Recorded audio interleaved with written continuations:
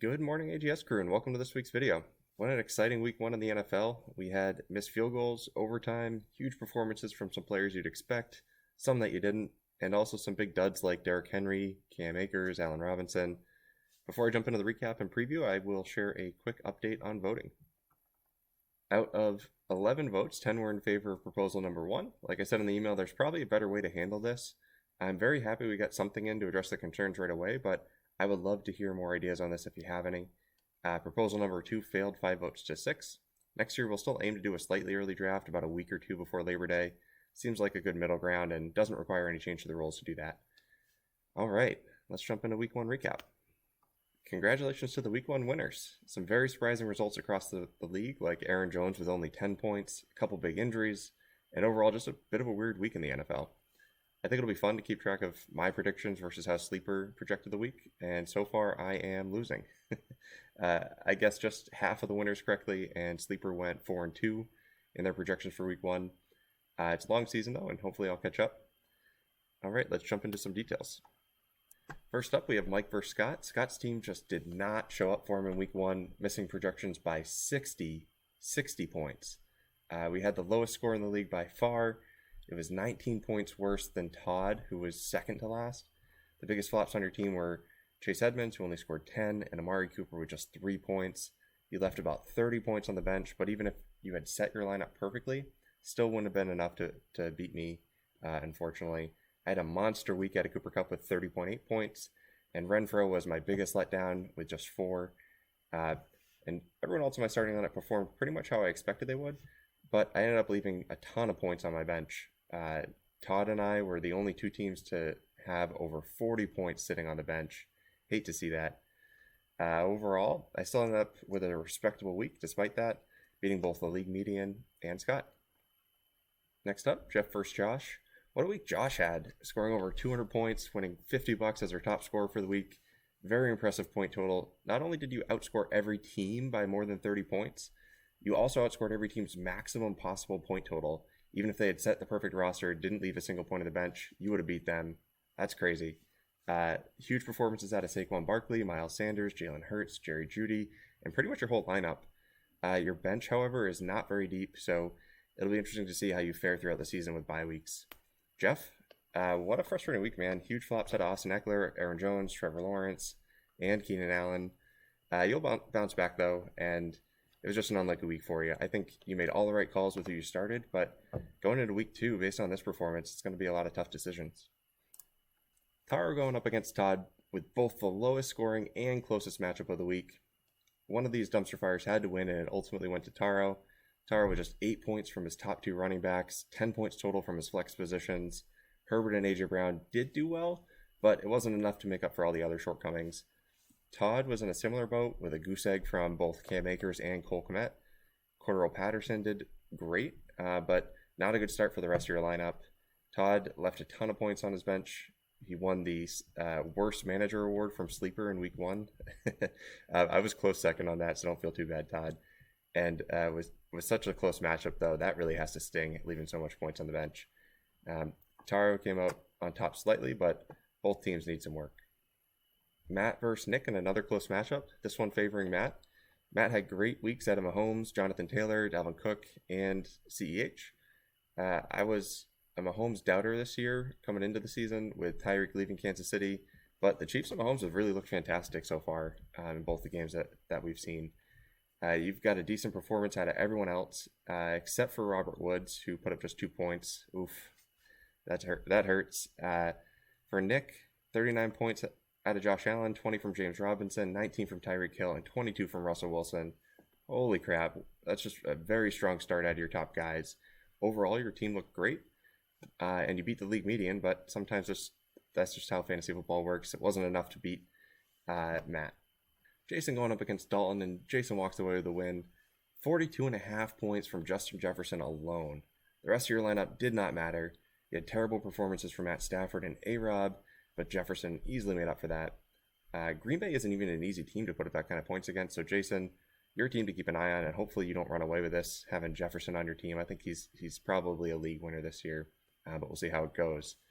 Dalton, huge letdown with Dak Prescott, who's going to be out for several weeks now. His season is probably over, for being honest. I think they're lying to us. You have no quarterbacks on your bench as of writing this. I'm sure you picked one up to fill the spot. I do not envy your position right now. You have to be looking to make a trade. Swift showed up for you along with Antonio Gibson, but that's pretty much it.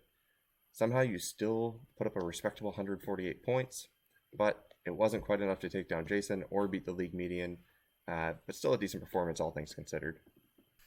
Final matchup of week 1, Brad versus Steve. This one goes to Brad. Brad had the highest projection of the week at 188 points coming in. His team did not quite live up to that, but still did really well. Jamar Chase, Pittman, Kelsey for a combined 90 points carrying your team this week.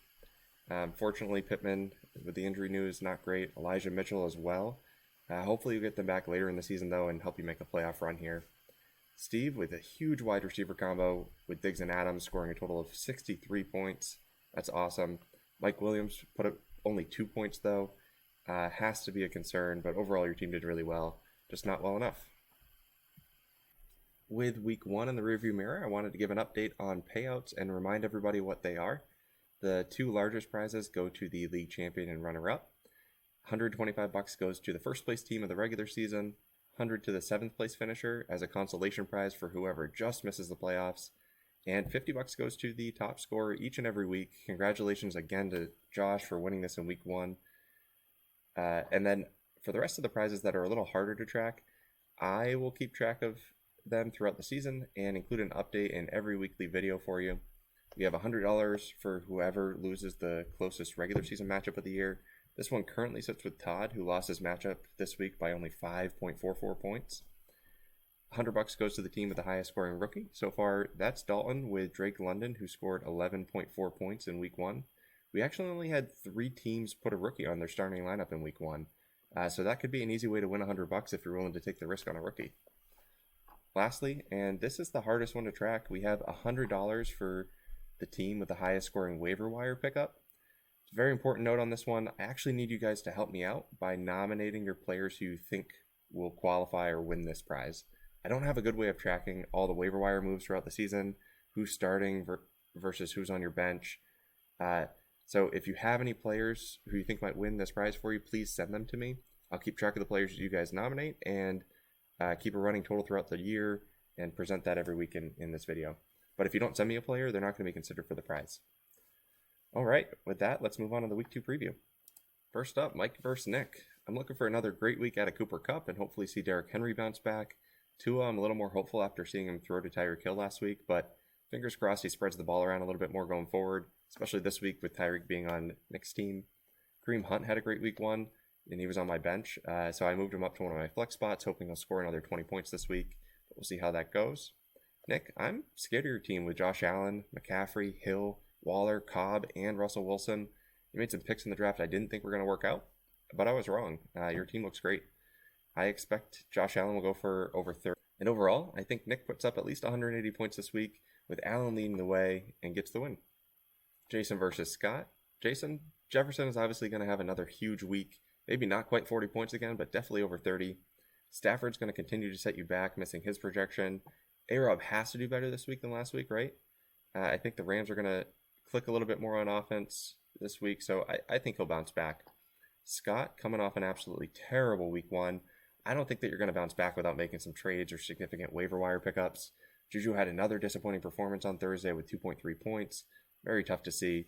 Trey Lance is also going to keep missing his projections, and there just aren't any real breakout stars in your lineup. This one goes to Jason easily, winning by at least 30 points. Jeff versus Steve, both teams 0-2 coming into this week. Jeff, Eckler and Jones disappointed week 1. I don't think that's going to happen to you again. Both are going to meet their projections. This did come true for Eckler on Thursday night, thankfully. Trevor Lawrence will, however, continue to be a dud for you. A.J. Dillon is going to have another good week. I think he goes for 20 plus. Good call moving him up to your flex spot.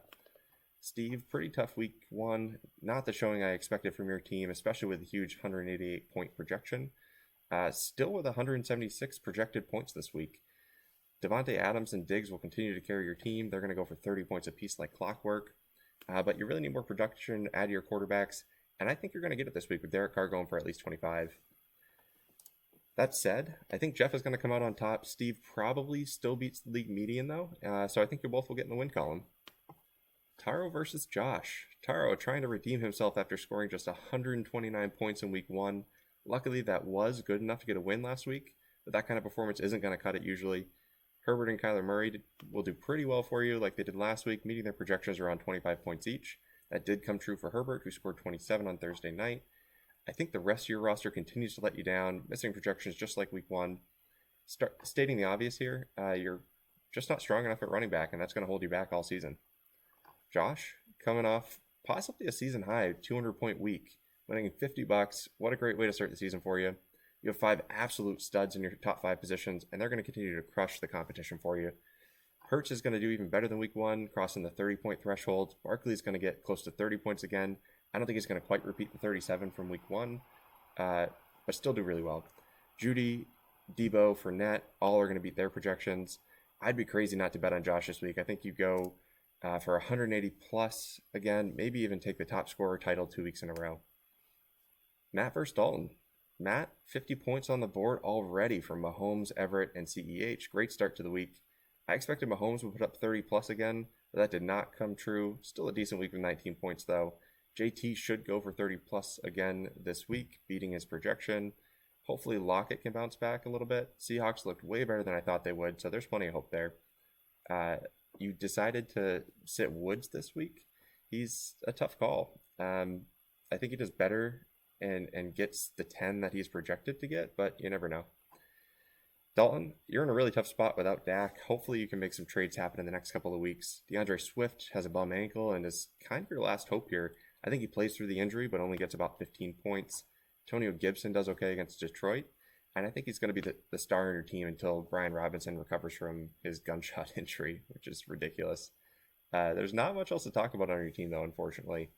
This one's going to go to Matt, who already has a solid performance from Thursday night under his belt. Dalton, you got to make some trades and adjust with the injuries that you've been hit with. So good luck with that. Last up, Brad versus Todd, father versus son. Brad, after a good showing in week 1, I think your team has another decent week, although you're facing some headwinds. I would have predicted Valdez-Scantling to bounce back with a 15-point week, but he only put up 2.3 points for you. Kelsey also struggled with just 9 on Thursday, which is decent for a tight end, but not what you would expect from Kelsey. Pittman being out now is really tough news, with him being such a good star for you in week 1. Jackson and Jamar Chase will each go for 30, and I think Kamara bounces back 2 and hits his projection around 20 points. Todd, refusing to get burned twice, you decided to sit Cam Akers and Cole Kmet, who both got 0 last week. It's honestly a tough call. I think the Rams start to figure things out with their offense, and Akers could bounce back. But you had a ton of points on your bench last week, so I get wanting to shake things up. Burrow wasn't too impressive in week 1, but I think he's going to go for 30 plus this week against Dallas. Patterson and Najee Harris both have a 20-point week for you. However, I think CeeDee Lamb's going to continue to struggle, especially with Dak being out, but I didn't think he was going to be good with Dak, so we'll see how that goes. This one, I'm going to give to Todd. Overall, I think his team comes in under projections again this week, under 150 points, but Brad is going to continue to struggle with a mediocre start out of his Chiefs players. Just a quick recap, I am mostly in agreement with Sleeper this week, aside from one matchup. We have Nick over Mike, Jason over Scott, Jeff over Steve, Josh over Taro, Matt over Dalton, and Todd over Brad. I hope everybody enjoys their Sunday. Good luck with your matchups, and go Patriots!